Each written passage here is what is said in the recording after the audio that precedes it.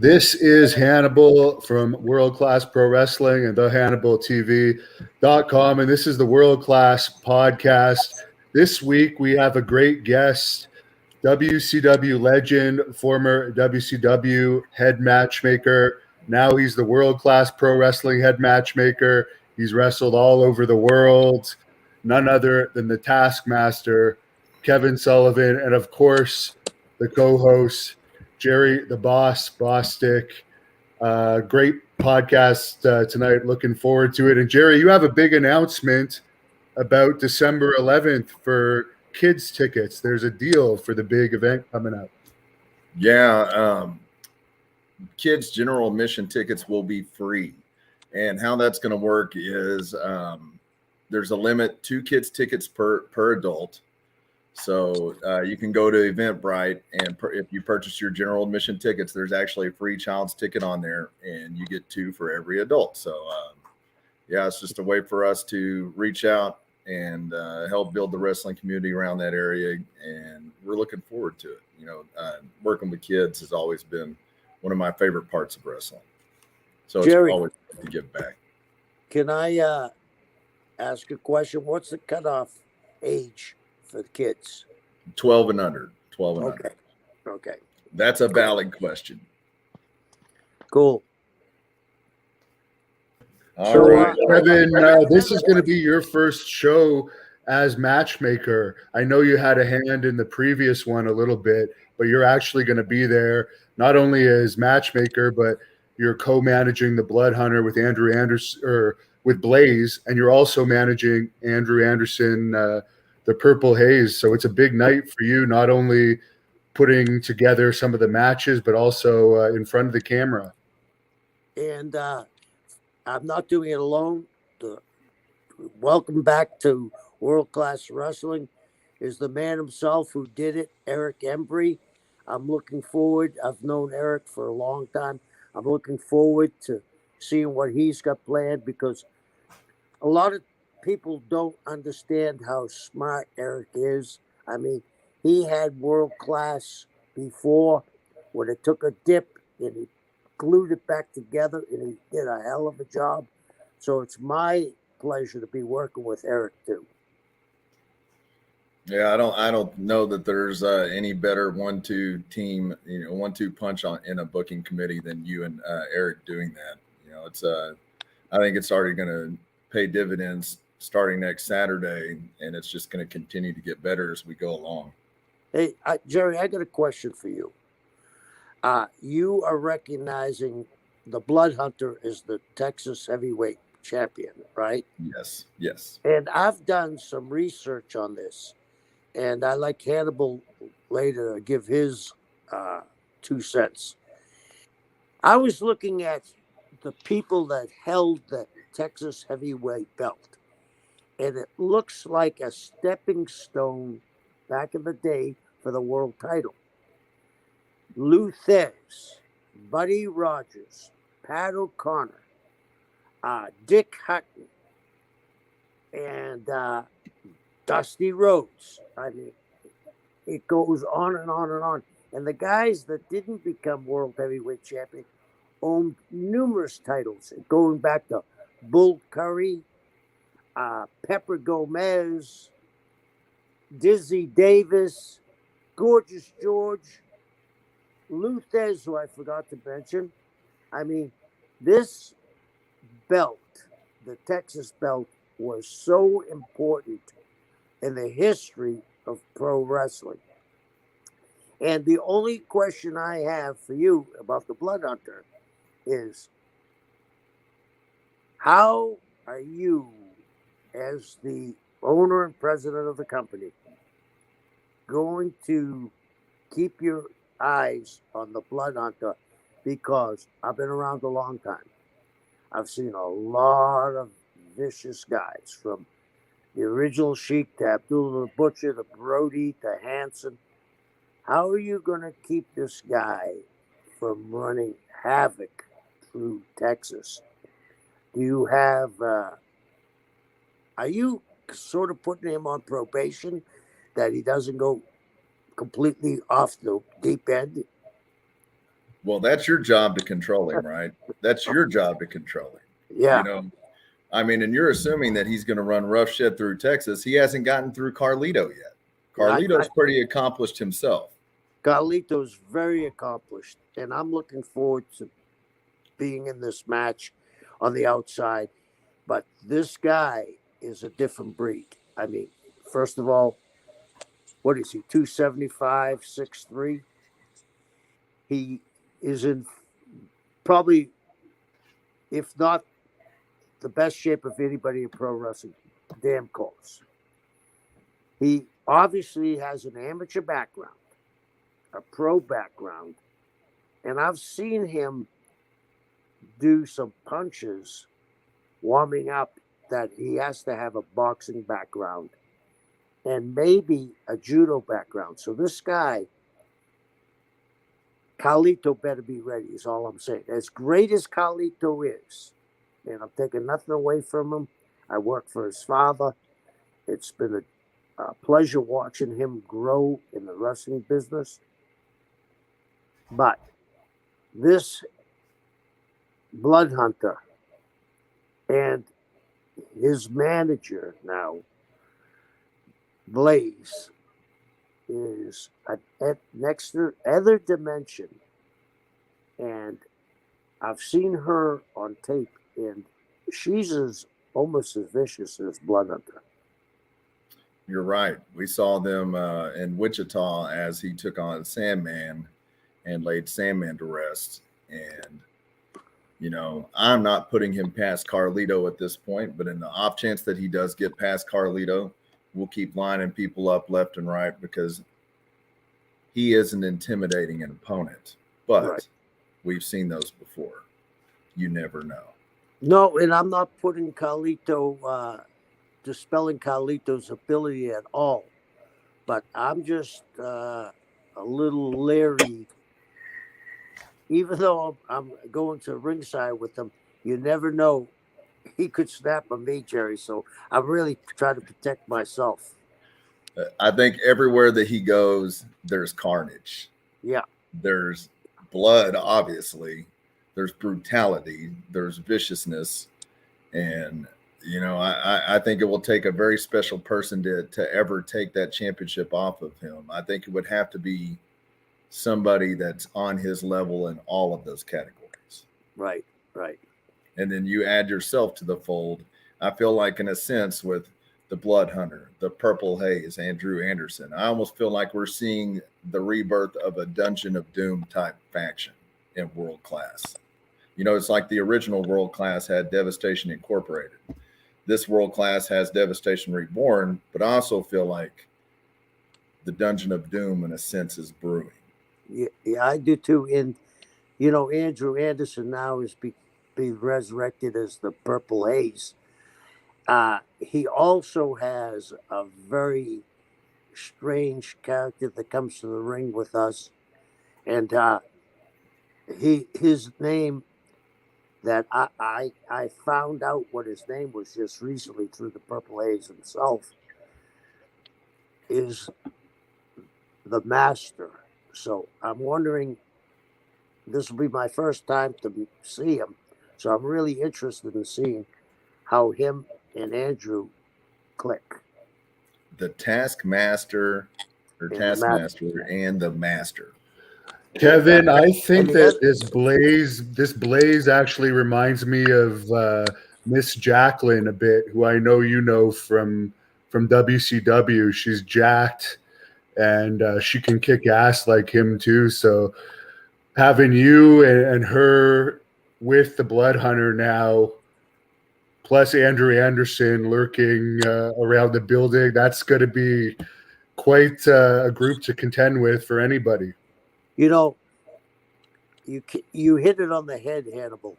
I had the pleasure of having Jackie manage me, and you hit it on the head that she was a great athlete, but she had a mean streak, and it looks like the only time I've seen anybody in her caliber is this young lady Blaze. You know, interestingly enough, do you know who Jackie got her start with? You. Not me, but world class through Eric Embry. Wow. Wow. I actually don't think it's far fetched that at some point we might see Miss Jackie in world class. I would Possibly. I would love to see her in world class. She's a And Texan through and through. and maybe we might have to try to pull some strings and make it happen if Blaze ends up being an issue, because we might have to bring in Miss Jackie to straighten Blaze out. Well, as much as I like Jackie, I don't know if Jackie can. If anybody could, let me rephrase that. If anybody could stand up to Blaze, it might be Jackie, but I'm still going with Blaze right now. So there's this possible Dungeon of Doom brewing. How do you relate this to the old Dungeon of Doom? Like, that was a pretty impressive faction. Well, I'll give you an example that jumps out at me. The Blood Hunter reminds me of Haku, and all the wrestling fans know. And the only guy that I've seen that comes close. Oh, looks like Andrew. Kevin, you're freezing up a little bit. Guy's most dedicated wrestler I've seen in years. He was a big power lifter, and in 4 months he lost 60 pounds. He's got abs now.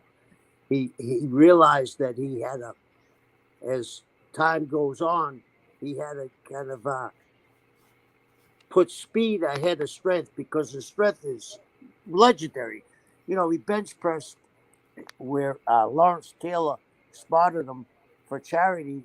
He bench pressed 225 pounds 72 times at the Meadowland. You froze up a little bit a minute ago. Who are you talking about? The Warlord? No, I'm talking about Andrew Anderson. Oh. Andrew Anderson bench pressed 225 with Lawrence Taylor spotting him at the Meadowlands. He did 225 72 times. I've never heard of that. And I've been around the weightlifting business too. Yeah, Andrew's definitely a intimidating physical specimen, and he's probably in the best shape he's been in that I've seen. Yeah, because before he was a power lifter, and now he's, like I said, he lost 60 pounds in 4.5 months. So, I mean, you talk about a guy that is dedicated. I mean, he does that intermittent fasting. I mean, he lifts heavyweights still to this day, and he's sort of taken the Blood Hunter's routine.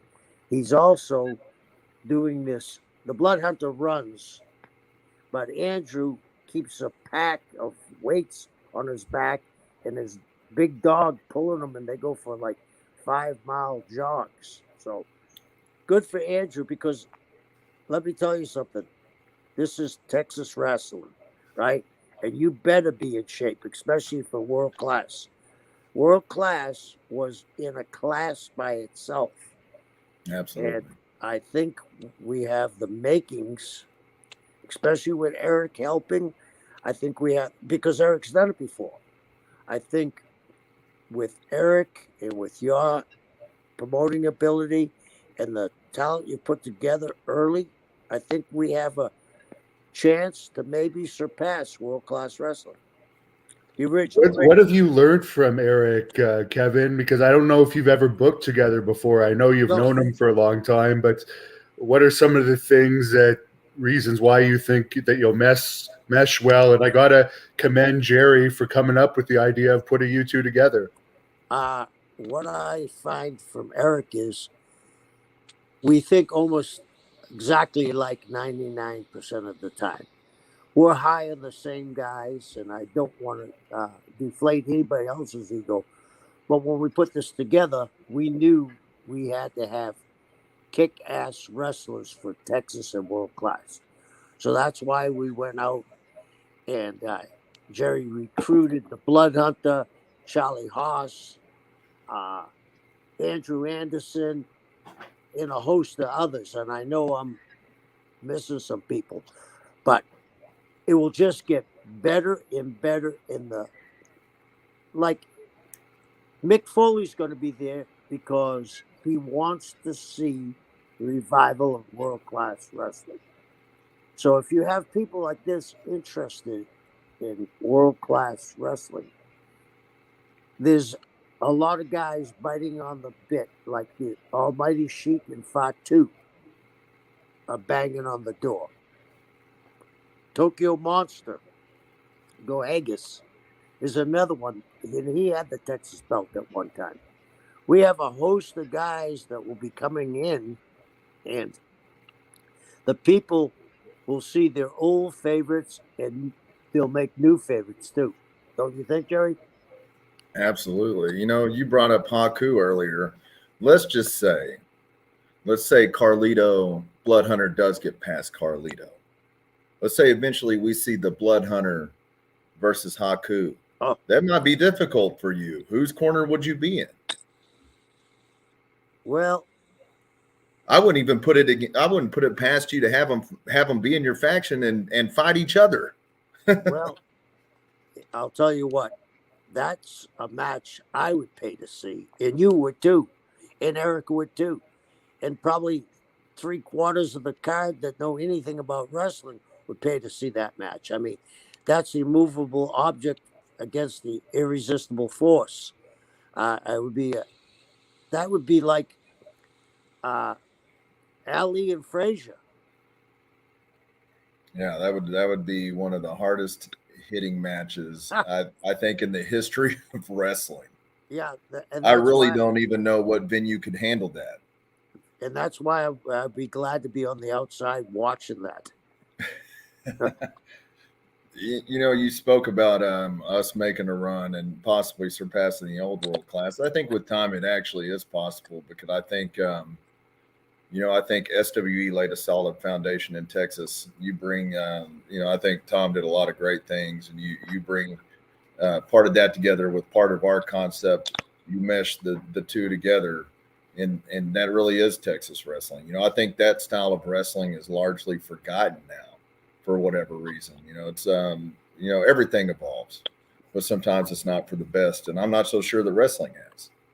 Right, but one of the things that I like to mention is this venue we're at, Southern Junction in Irving, Texas, is a fabulous building. It was built for boxing and wrestling, and it's a great building. I've been there a couple of times. It's not a bad seat in the house, No. and I applaud you for letting the kids 12 and under in free. It's good to do that. And it was the loudest building SWE had, I think. Southern Junction, the fans were wild. Absolutely, Hannibal. Absolutely. So what do you think, while we're talking about SWE, what do you think of the SWE championship match between Charlie Haas, the champion, versus MLW star Gino Medina, who is a second generation star himself? Who was his father? Do you know?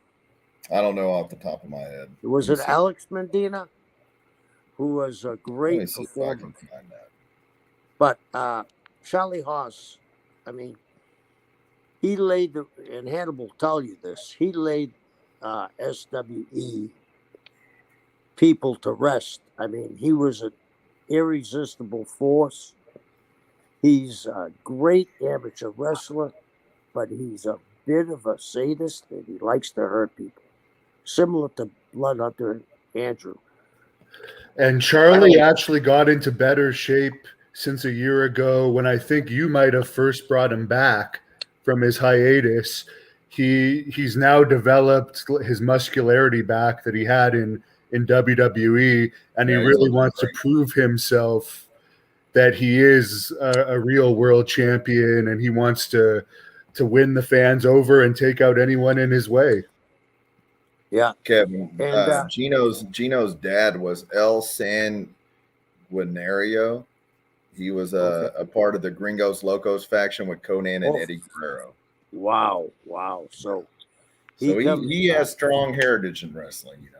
Yeah, he got all the credentials, Jerry. That's for sure. He's a star student of Booker T's. You know, that's who trained him. And so I don't think he's any pushover for Charlie Haas. I think Charlie, you know, his resume speaks for itself. And I think was he undefeated in SWE?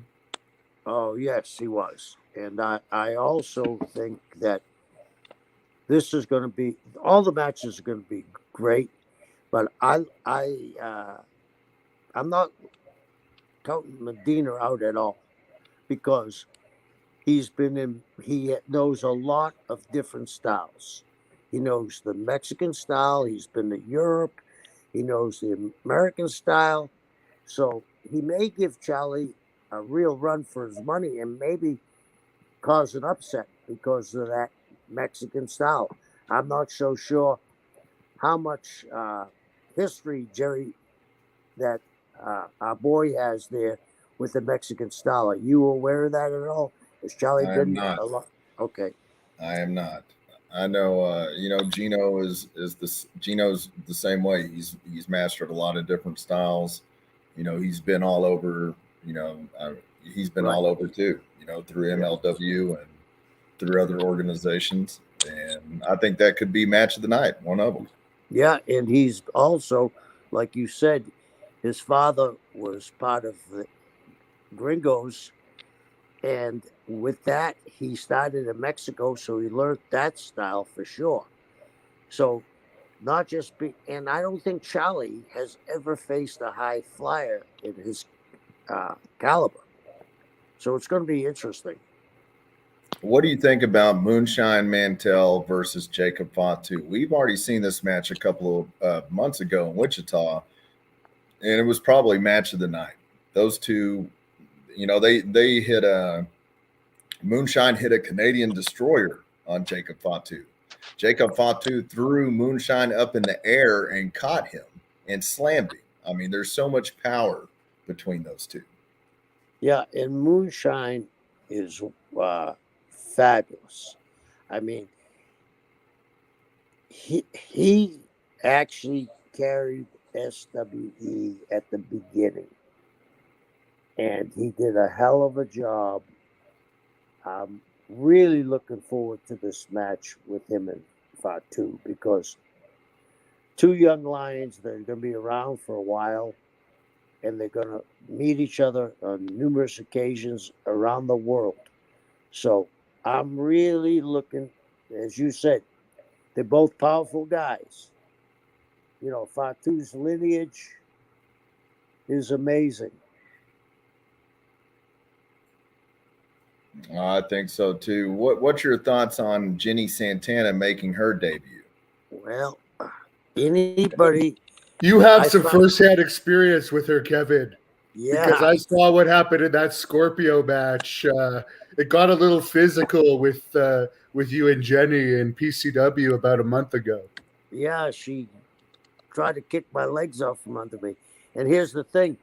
That week at PCW, the week before, she competed in the National Judo Championship and won it.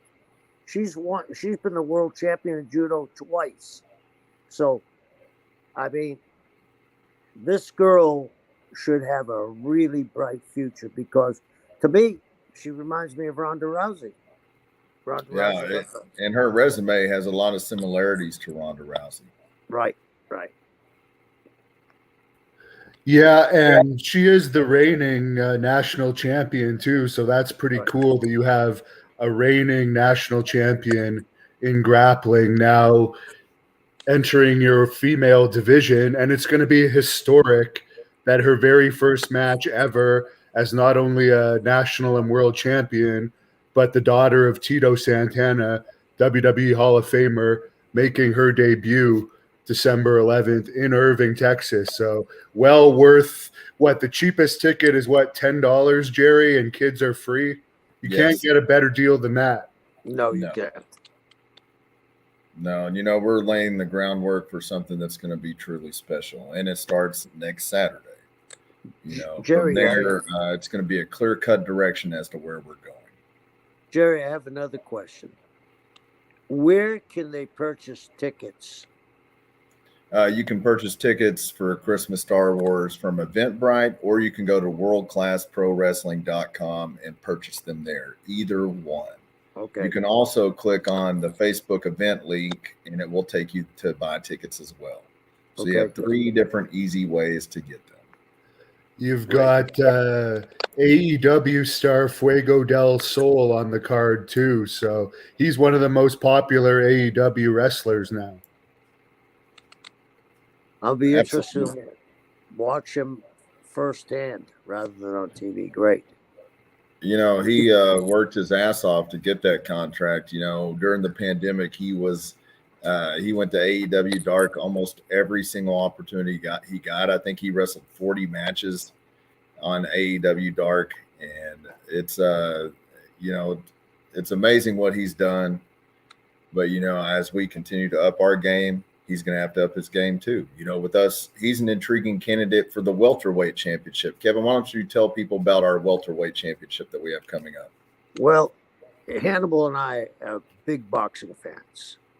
And as we've gotten into a new generation, we've got some younger guys that aren't quite heavyweights yet. So we decided to have a welterweight division so we can have everything for everybody. They're going to be quicker than the heavyweights. They're going to be faster. They're going to do more high-flying moves. So I think it's you've you've put in a great idea that hasn't been done probably in 80 years. So, I mean, I don't think there's a company around that has a welterweight division. I don't think so either. And I think, you know, it's important to highlight that part of the show too. So I think we're definitely headed in the right direction there. And I can't wait to see all the talent we bring in to contend for that championship. You know, not looking too far ahead, but in January, we have Mecha Wolf coming in. Mecha Wolf is a world superstar. You know, he's been all over. What's your thoughts on Mecha Wolf? I was impressed with him. I saw him, I'm going to say 8 years ago in Florida. And I've seen him in PCW a bunch of times. This kid is exciting. I mean, he's exciting. And we've talked about people that have been around the world. It's sort of like, you know, the Dynamite Kid was the guy that really put all the Japanese, Mexico, Europe, and the American styles all together.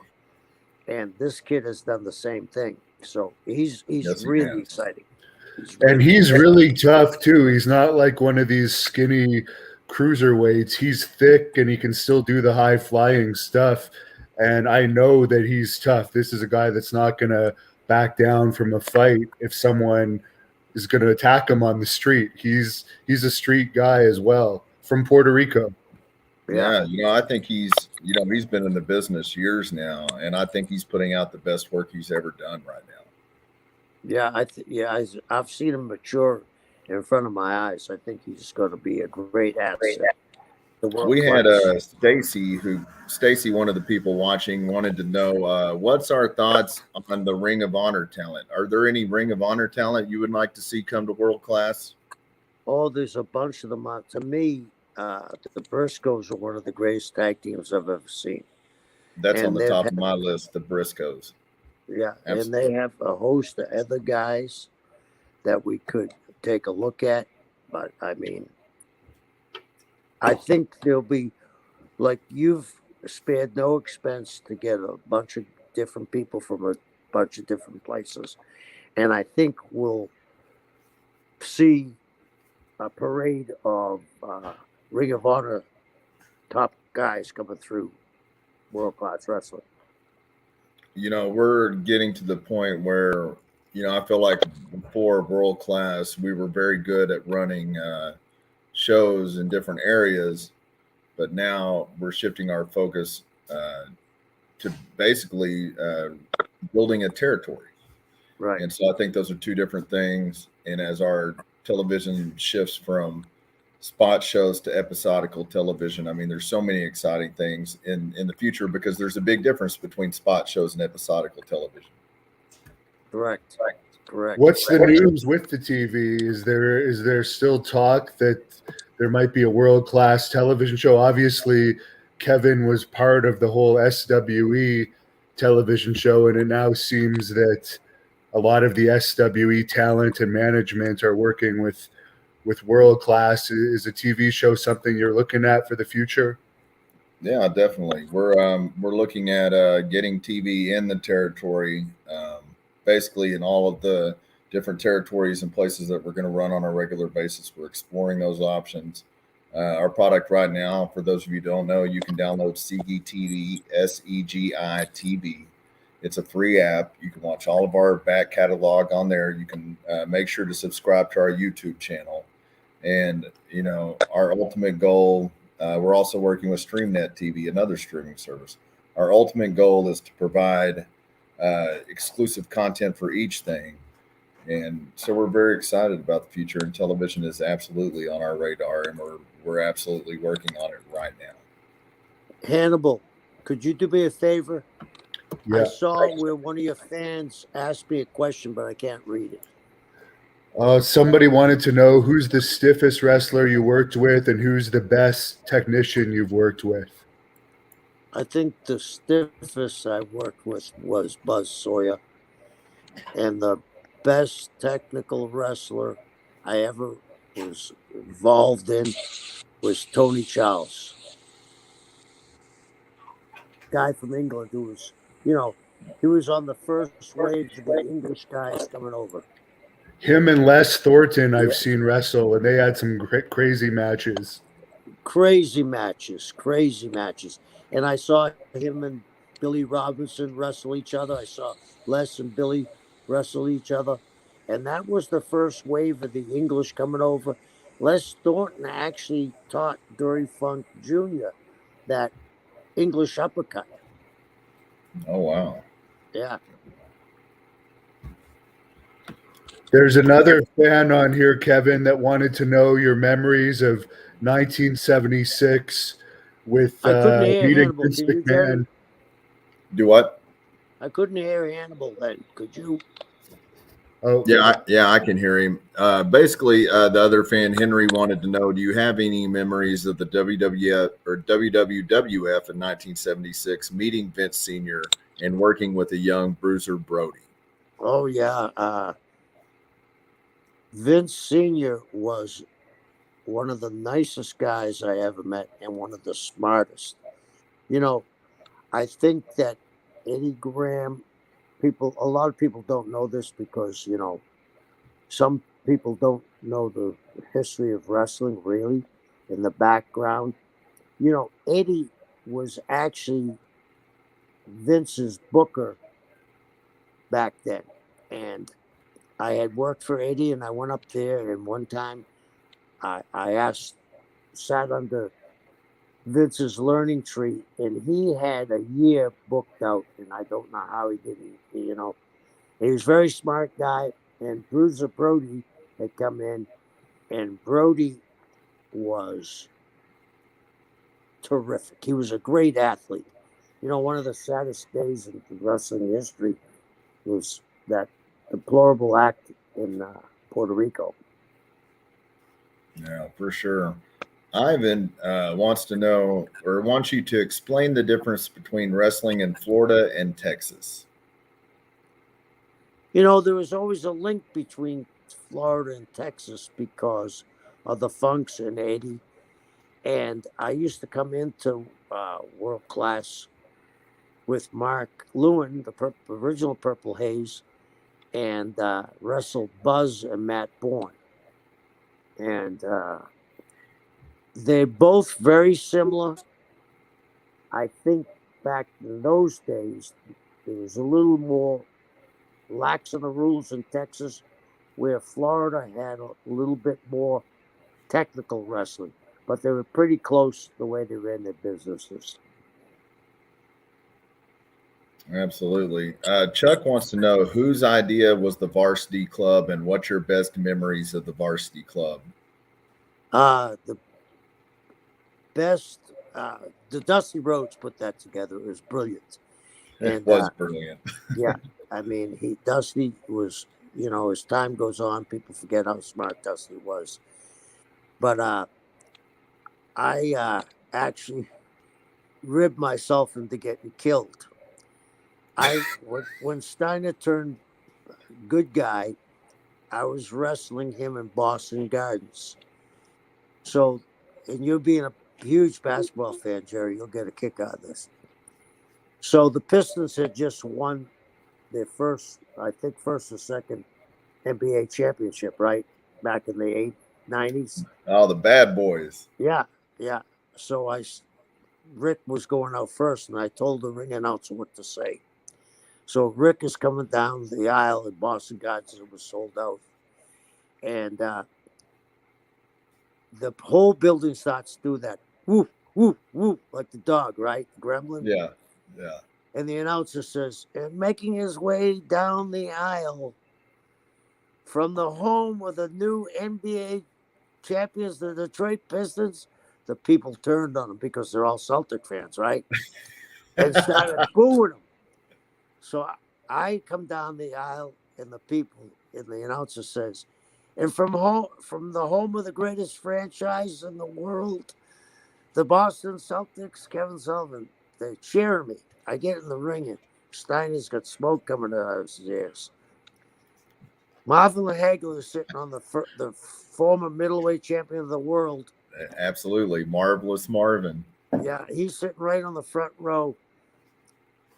Steiner jumps me, shoots me in, and gives me a clothesline, and I look like Linda Blair. My head's spinning out, and I go ass over tea kettle onto the floor, and I pull myself up, and I pull myself right up in front of Marvin Hagler. And I said, hey, man, I need some help tonight. He said, you're on your own tonight, brother. That's great. Yeah. So Capri82 wants to know, when you were shaving Hulk Hogan's mustache, was he mad that you left the Hitler stash on him? That's what he wants to know. Yeah, I'm sure he was. I did that intentionally.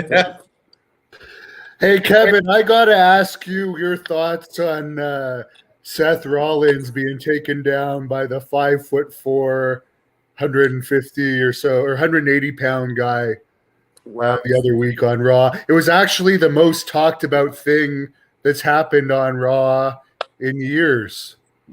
Are those real statistics? According to the Wrestling Observer, he was 5'4", 180, according to Meltzer. I mean, but is it being talked about? Really, one of the hottest topics they've had in years. Yeah. It's all WWE made me take it off the channel. They complained to YouTube, and they had it removed from my channel. And it was a fan footage. It wasn't even their footage I had put up. Wow. I got to tell you what Ric Flair. I just saw this on one of the channels, and he said, Seth never should have said, I was terrified and scared when the guy took him down. Now, I can understand that, but you don't put that out there, you know what I mean? But I'm sure he would like to take that one back. But, it didn't help his standing, I don't think. And I don't know. When you're coming out of the ring, and it's a different time, different era, but when you're coming out of the ring, you better be watching out what's going on, because in Florida, if you lost a fight outside, you were fired. Watched the same way. It was a different time, different era, but I don't think he should have said I was terrified to TMZ. Yeah, probably not the best image to give off of wrestling. No. Particularly since he had all the backup there within seconds after it happened. It's not like you have a gang of attackers coming after you and like you're helpless. Yeah. He had the whole security staff and referees there to save him. But whatever. It was funny. I was entertained by it. So thank you to that fan for doing that. It was the first time I've been genuinely entertained by WWE in a while. I was really hoping that he would take you up on your challenge to Oh, wrestle. yes. I didn't hear from him. Kevin, I made a challenge that I would pay him $1,000 if he would come and wrestle the Blood Hunter at December 11th, and I would pay for his plane ticket. And I made that, and I'm legitimate. And I made that, what, Jerry, a week ago? Yeah. And I haven't heard a peep because I wanted to show that the Blood Hunter is a real champion. He would literally mop the floor with this punk. But the guy would rather go after the former WWE champions because we all know a lot of the WWE champions are soft, like Seth Rollins proved. Well, if I had my druthers, I definitely would rather go after Seth than the Blood Hunter. I mean, me too. Honestly, Yeah. me Yeah. too. Naval Sailor wants to know, what do you think the best wrestling storyline of all time is? I mean, there's obviously so many, but just anything that comes to the top of your head, maybe a couple. Hogan turning heel has to be number one. And One of the worst days of my life. If I go back, way back, the Bruno Sammartino, Larry Zbyszko. That was the perfect. I mean, they're in kung fu movies, they're in Western movies. The student and the teacher. It always happens. You know what I mean? And the way they laid that out and drew it out, it was really good, I thought. And that's what's wrong today. Everything's rushed. Yeah. And I think that's I think it's a part of this of society now. They want everything just like this. They don't want to wait for anything. Kevin, I asked this to James a couple weeks ago. Jerry has bitten off a huge project running Dallas and Fort Worth every single month back to back, starting in January and technically starting this month because he's also running Southern Junction in December. As one of the matchmakers, what is going to be the key to make that a success in the year 2022 when there isn't really many territories that do that anymore, twice a month in the same area? It's going to be interesting to see this play out. Well, my belief about wrestling is it's a talent-driven business. Jerry has put together some great talent. And if you give them what they enjoy, not what they want, but what they enjoy, because they're going to get what they want eventually. And I think it's an idea that will really click because you give them, if you go to a spot show, they may not go back for 6 months, but you're going back every month and people start to, that's the day. They know the day. We're going to go back to wrestling. When they go home that night, that's all they're talking about. For a few days, that's all they're talking about. Then when you drop the promotional slowly, people go and say, oh, I got to go back. I got to go back. And you train them to come to the show matches if you got the talent that Jerry has picked up. I mean, we've talked about it already. I mean, some very good talent, and we're going to have guys coming in and out that you see occasionally or you haven't seen them before. Like you're talking about the Briscoes, and then there's Enzo out there, and Big Cass, and Jacob Fatu and Joseph Samael perhaps as a team. Yeah, I think that'd be a great team to bring in. I think that would be a great team against the Briscoes. Oh, yes. That would be fantastic. We got the Bandit here that wants to know, what are your thoughts on AEW? Well, I think, everything changes and you have to evolve with it. I think, like they originally had, they were keeping score of wins and losses, which is kind of hard to do. But they have their niche audience and they're I think they're doing a hell of a job coming off the ground. And, Tony Khan's a young man that seems to me that he's a student of the game, and he's being very smart the way he's done this. And he's given the alternative. He's not trying to be like us. He's not trying to be WWE light. He's making AEW an alternative product, and I think they're doing a hell of a job. But they got some great minds in there. And Hannibal. Besides the Blood Hunter, does anybody look better than Billy Gunn in the business today? Oh, I think Billy Gunn has possibly the best physique in the business, actually. He looks better than he's ever looked. Yeah. Incredible. I don't know how old he is, but he's in his 50s for sure, possibly 59. late 50s. He's 59. He's 59? Yeah. Yeah.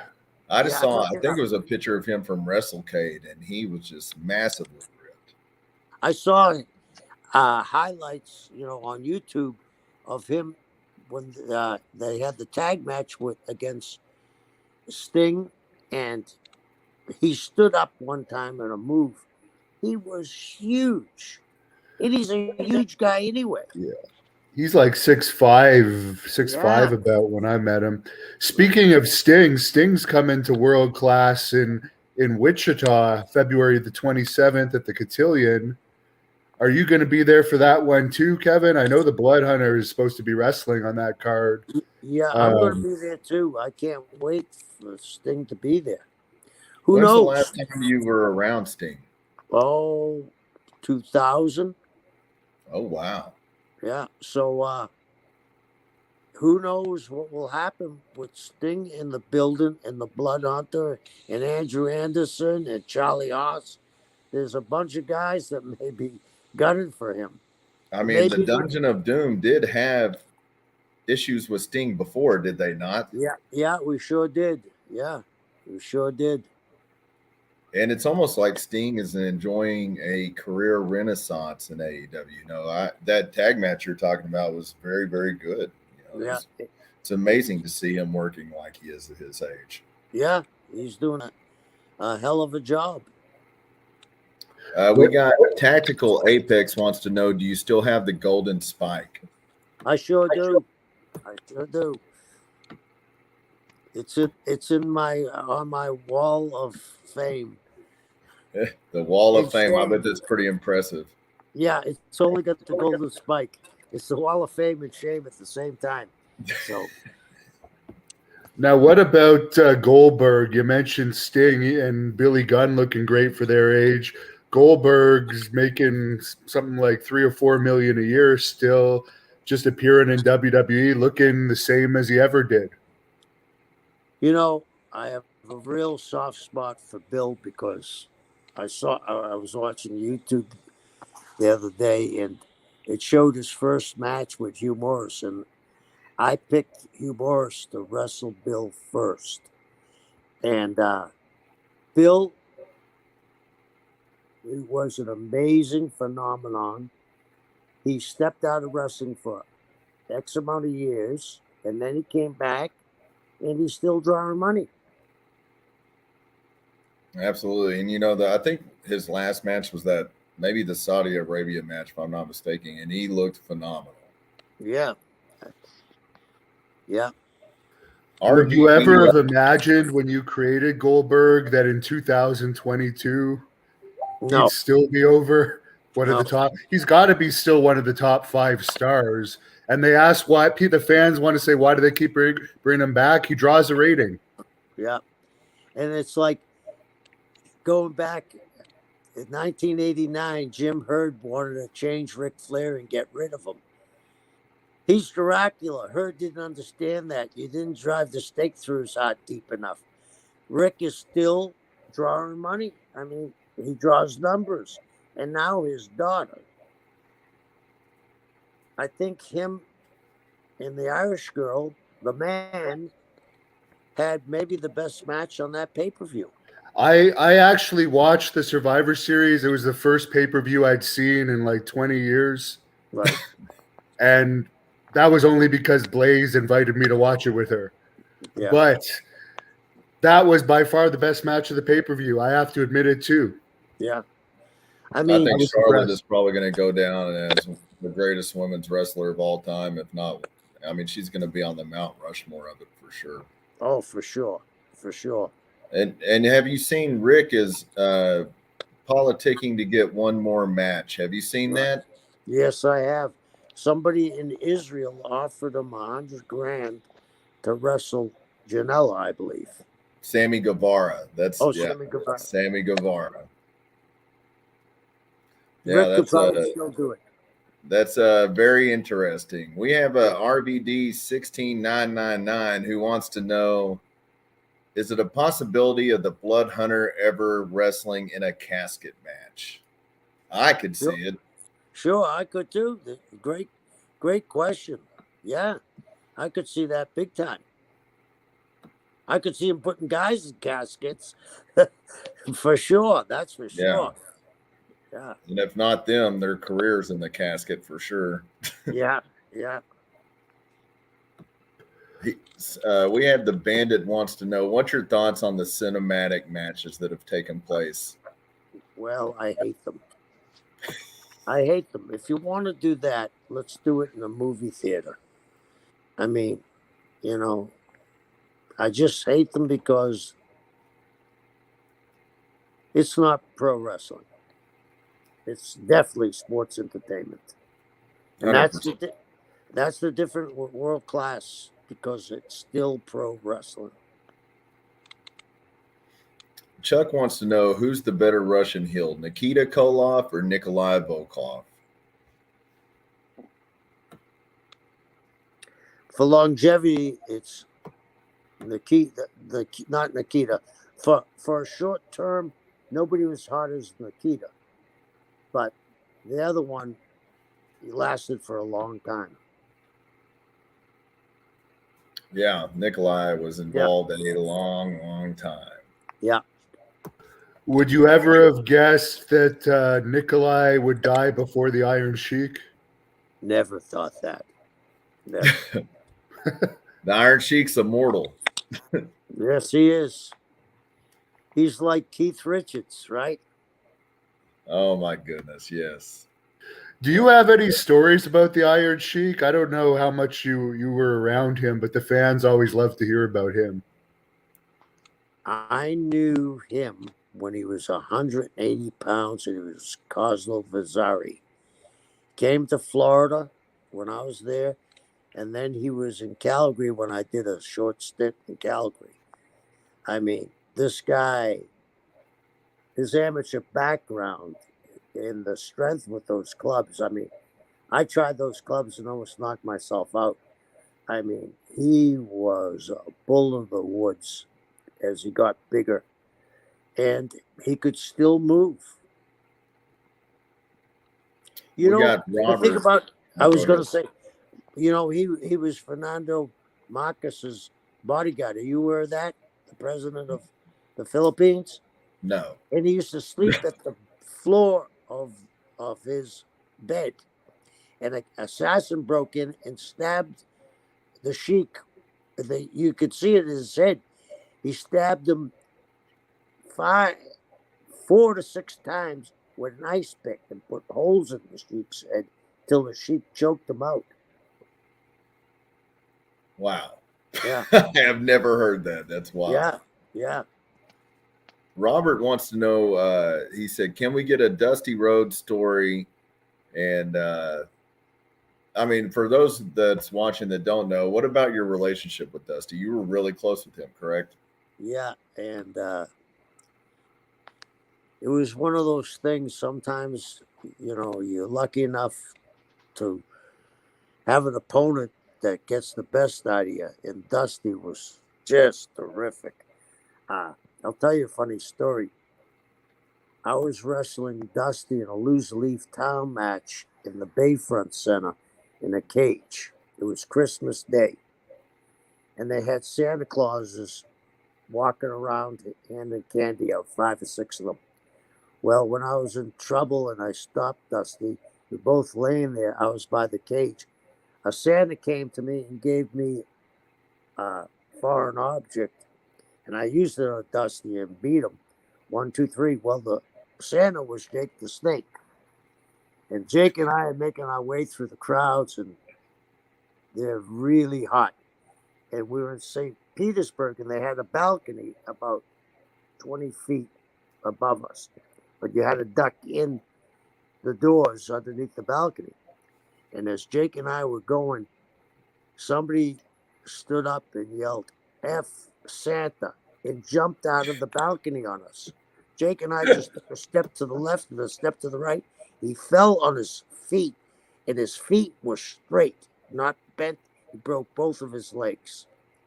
Dusty was an amazing, amazing performer and a very smart guy. What about like booking wise? Like you two work together on that, right? Well, I would come up with ideas and give them to Dust, and some of them he would take and use them completely.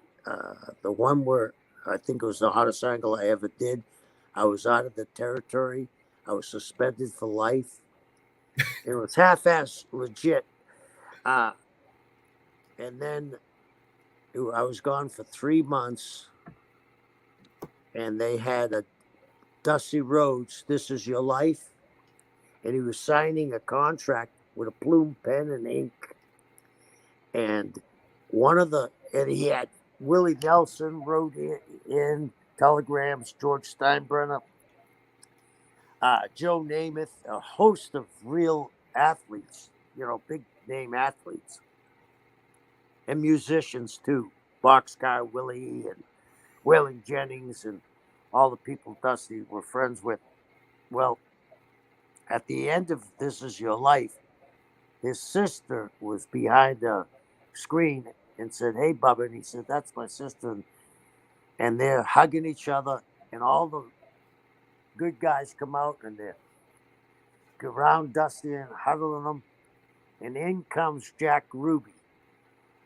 Me. And I picked up the ink bottle and threw it at Dusty. He ducked, and I blinded his sister. Now, he's supposed to wrestle Flair that weekend. He went on strike, and he said he wouldn't wrestle me. He wouldn't wrestle in Florida until the suspension was lifted. He waited. He didn't wrestle for 3 weeks. And then the promoters got together, and they had Jim Crockett, Bob Geigel, Jim Barnett, Bill Watts. It was tied 2-2. And then Eddie Graham, of course, the babyface promoter, voted for Let Me Back In. And we were off and running again. But Dusty was a smart guy. Eric has foreseen this coming for years.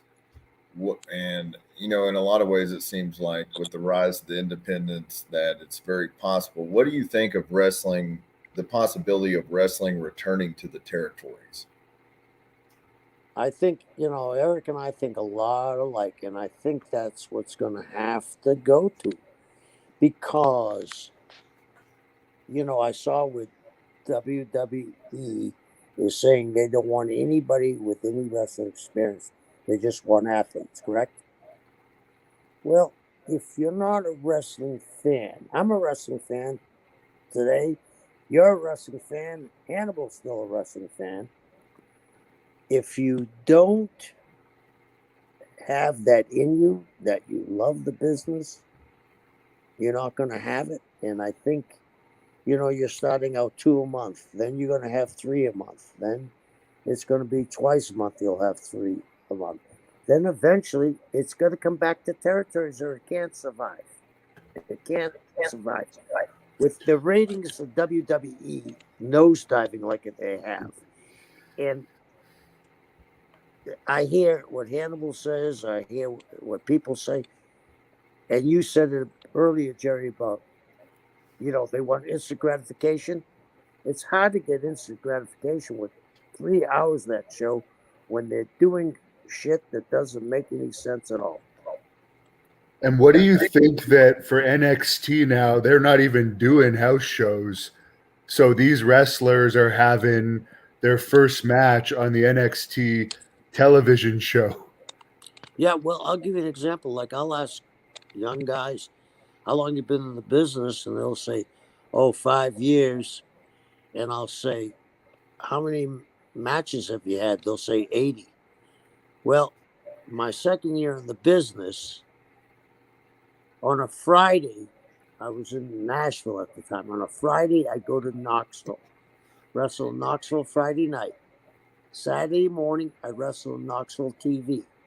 I drive to Chattanooga, wrestle on Chattanooga TV, then go to the Chattanooga building, wrestle in the second or third match in the Chattanooga house show.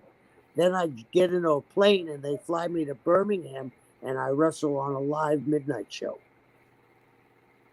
I probably had 400 matches by that second year of the business. In that year, 400, at least 400. Man, I can't even imagine.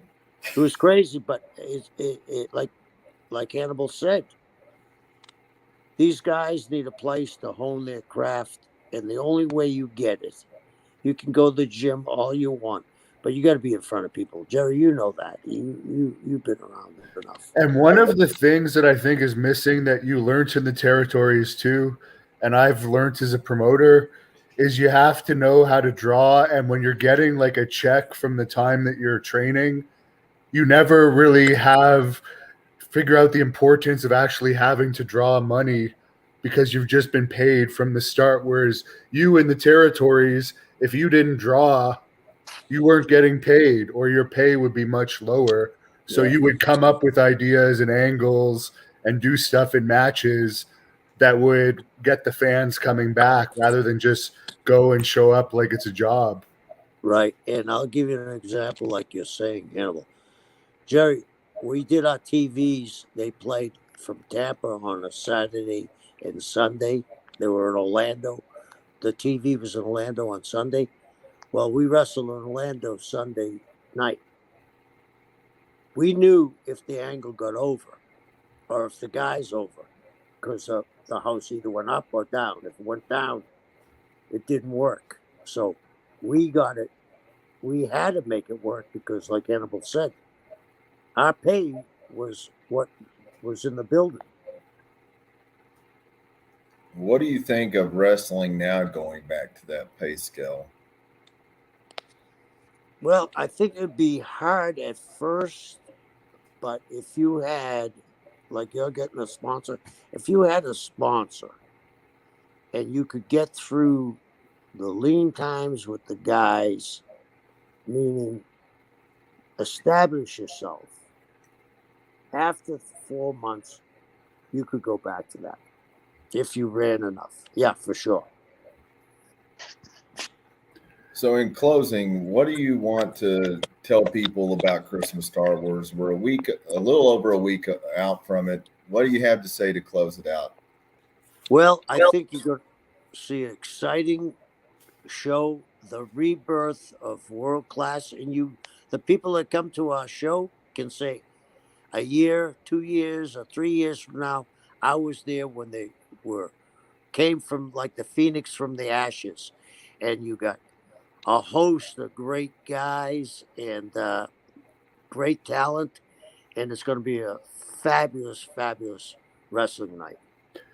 Plus, you're going to be signing autographs, right? There's a meet and greet as well, where the wrestlers can meet the fans, and tickets are as cheap as $10, up to 2 kids tickets free with the price of an adult.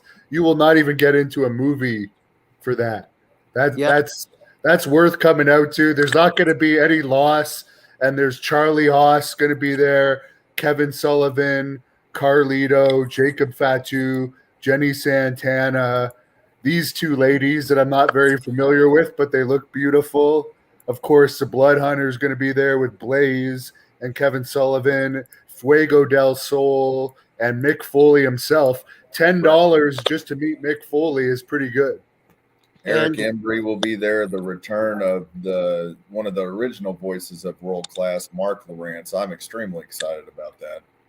And Jerry, you're meeting with Craig Massey of Massey Construction, who just came back from Saudi Arabia, closing a deal on the oil wells he has there, and he's now fixing his house up from the flood and the hurricane they had right lately. Yeah, I think it's going to be a monumental weekend, and I think you said it best. You know, it's the reemergence of World Class, and it's a show that you don't want to miss because you want to be there to say I was at that show to where it all began again. Yep. And the last thing I'll mention is tomorrow we're going to stream it on the World Class channel too. But tomorrow at 2 p.m. Eastern, Kevin is going to be back on with me and his wife and Andrew Anderson. And this is going to be a special podcast talking about his wife's book, Old School, which is available on Amazon. And I'm looking forward to that too. But it's going to be nice for the fans to actually see your wife and talk about this book that she's put together about wrestling. Yeah, we'll get into it tomorrow. That's for sure. Great. So, guys, I'll let you guys have the last word, however you want to close this off. But fans, I encourage you, if you're in the Dallas area, Irving is pretty much Dallas. That's where the stadium is, where WrestleMania is going to be next year. That's where the airport is. Come on down. It's going to be an amazing night of action. And it's a great venue, Southern Junction. Well worth the trip out there. If nothing more, just to meet the stars. But on top of that, you have all these great matches lined up. Yeah, it sounds great. I mean, this is going to be what we just said, the reemergence of world-class wrestling. And who knows, some kid in the audience may say that becomes a wrestler. I was there that night when world class was revived, and that's what made me a wrestler. Let's hope so.